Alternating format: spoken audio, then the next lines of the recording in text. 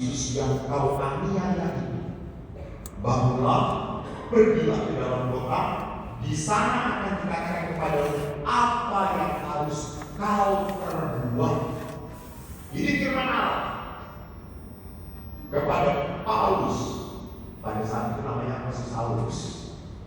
Saulus, pergilah, aku akan mengatakan apa yang akan kau perbuat dan harus kau perbuat.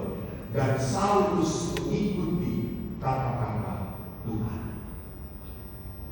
Jadi di sini lihat bahwa firman Allah didengarkan oleh Saulus yang kemudian menjadi Paulus dalam ketaatan. Dan bagaimana Paulus pun setelah dirubah oleh Yesus mengajarkan firman Allah. Next, lihat dalam surat Rasul Paulus kepada jemaat di Tesalonika yang pertama, kesaksian Paulus tentang manusia. Dikatakan begini, semoga Allah damai sejahtera menguduskan kami, dan semoga roh, jiwa, dan tubuhmu terpelihara sempurna, tak bercacat pada kedatangan Yesus Kristus.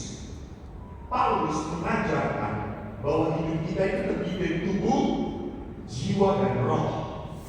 Gereja mengatakan tubuh dan hidup rohani.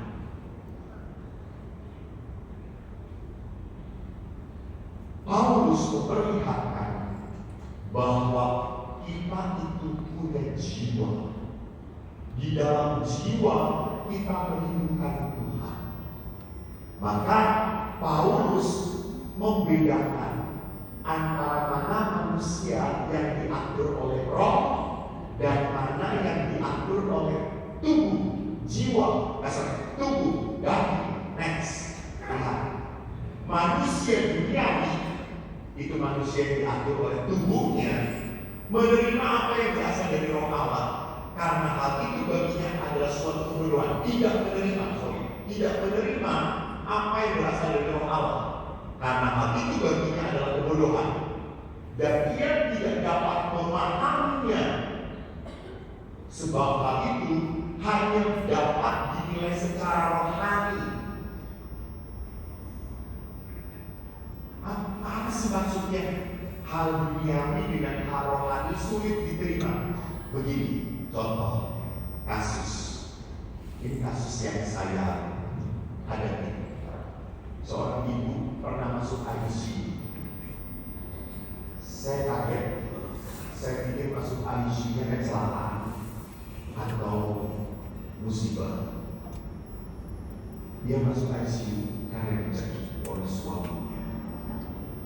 Dibunuh oleh suaminya. Dan akhirnya terselamatkan. Ibu ini hidup kembali, sadar kembali, sehat. Setelah sehat, ini kan berita tidak mungkin ditutupi, menyebar.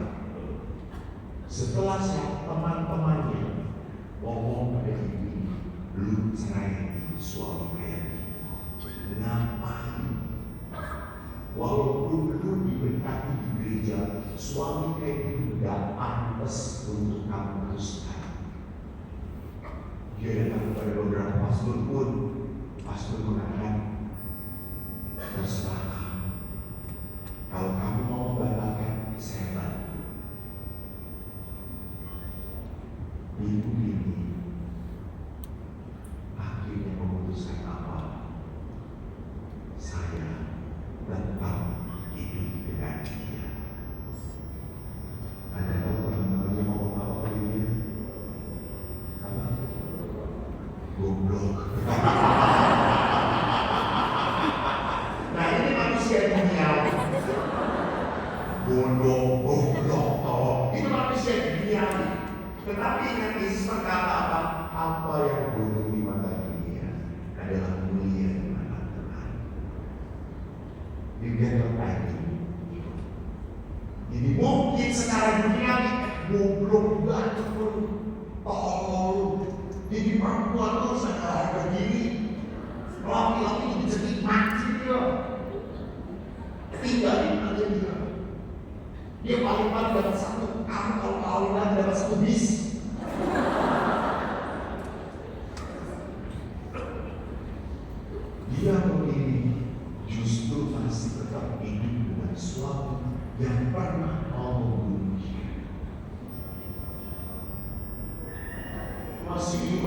dia ngomong juga ke gue, dia masih hidup, memang gue udah mati.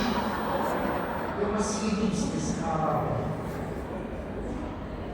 Ini pertanyaannya ini sebenarnya.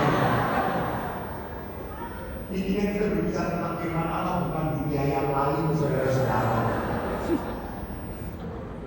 Jadi lihat, Paulus mengatakan ada manusia duniawi disebut sebagai psychikoi, material man, manusia duniawi. Ada manusia rohani, pneumatikoi, spiritual mind, pneuma itu roh.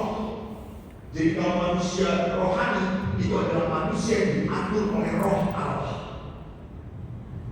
Nah, sekarang mari kita lihat Paulus jelas banget mengatakan dimensi kedagingan dan roh. Next, dalam surat Rasul Paulus berjemaat belas. Lihat di sana. Maksudku ialah, lihat di sana. Next. Biasanya harus ada saya dengan Tuhan Allah. Bersabda jadi, kalau yang bersabda kalah. Maksudku ya, hiduplah oleh roh. Maka kamu tidak akan menuruti keinginan daging.